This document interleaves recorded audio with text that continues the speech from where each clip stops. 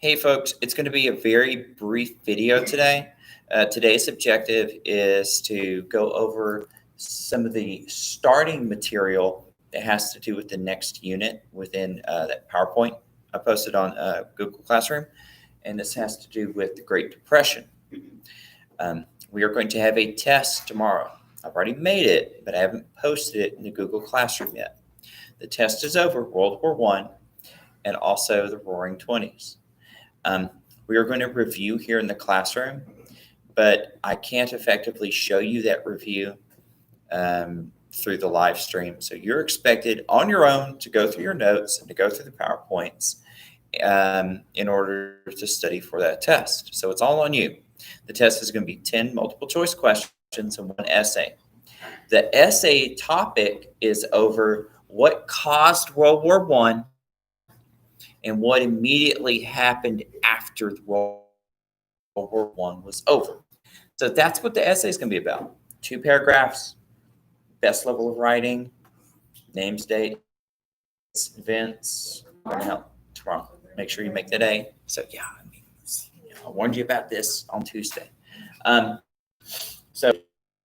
right. So yeah, we're talking about Calvin Coolidge. And we talked about he did for Native Americans, race relations, and for women. And then he chose who, died of aneurysm. And then he ran on his own as president. He was wildly popular, but again, he's a traditionalist. And that's going to lead us into the Great Depression. So you see the years for the Great Depression is from 1929.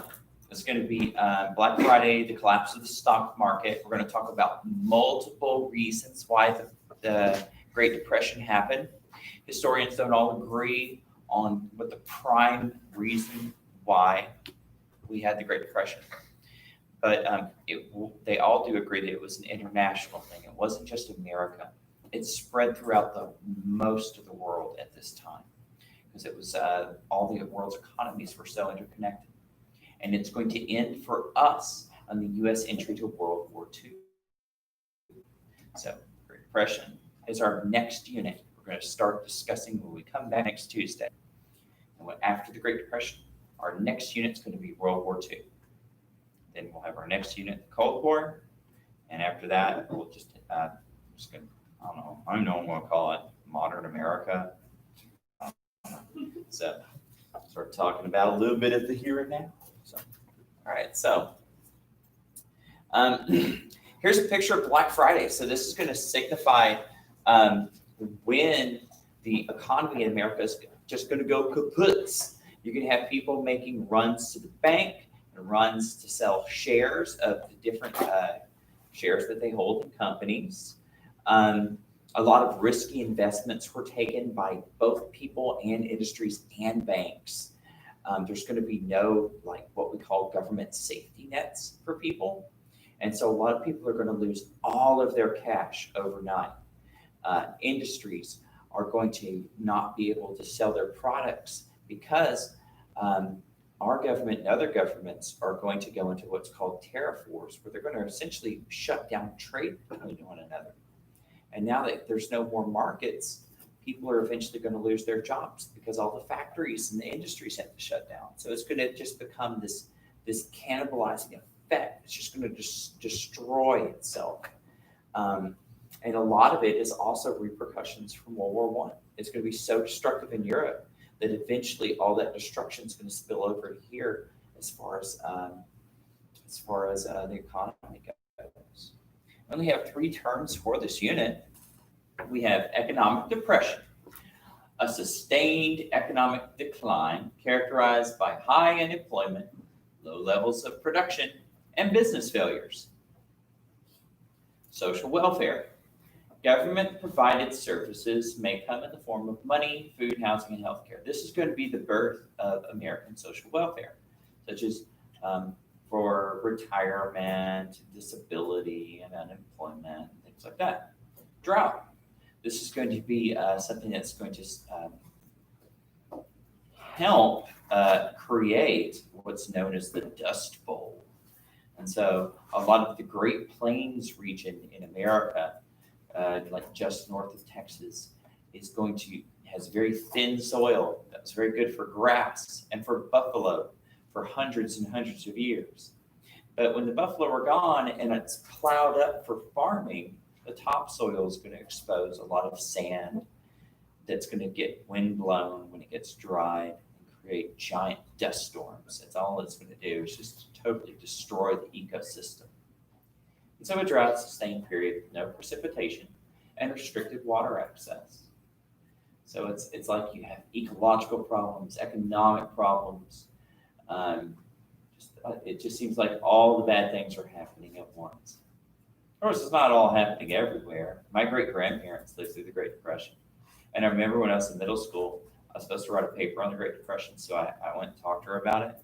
And she was like, I don't know. It didn't really mess with us. They lived like in a little small, poor farming town, and everybody kind of lived the same they did before that. Like maybe overpopulated areas, maybe? Yeah, it was mostly cities. Yeah, farmers who just grew what they needed and kind of went to the market every now and again. Didn't mean anything.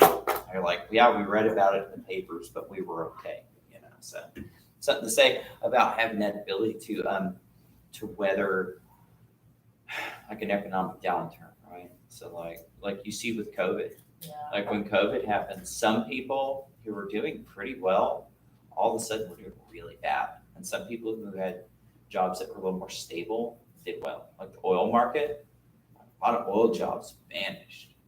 And so you had people who were doing pretty good, making a lot more money than me, weren't doing so good all of a sudden.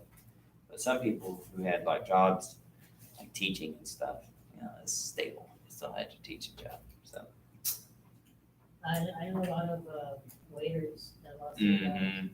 Yes, yeah, totally devastated. And there's some places where they still have not allowed the restaurants to have allow people to sit in and eat.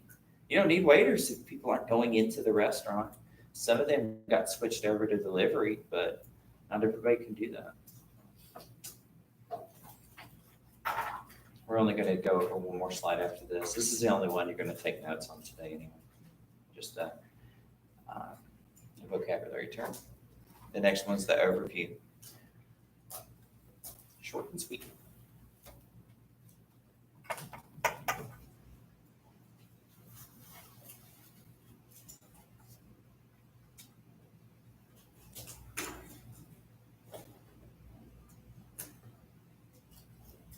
When was the cutoff for the 2020s? 29. So like so that's what go run things up to Coolidge? Pretty much, yeah. Yeah, after Coolidge, we'll talk about it next week, but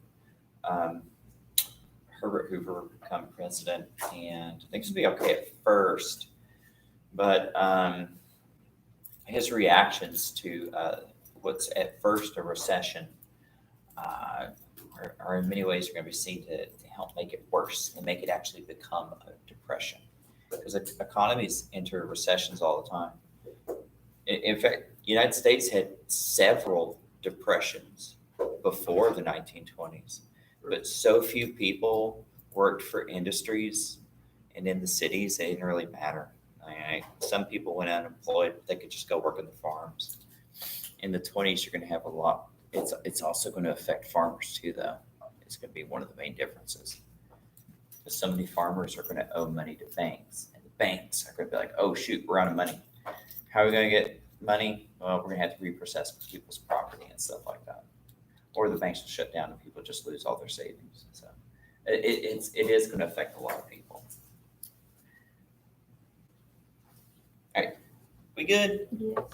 Yay! All right, so you don't have to write on this one, but here we have some folks living in a depression. Poor guy looks blind. His eyes look white. Wow.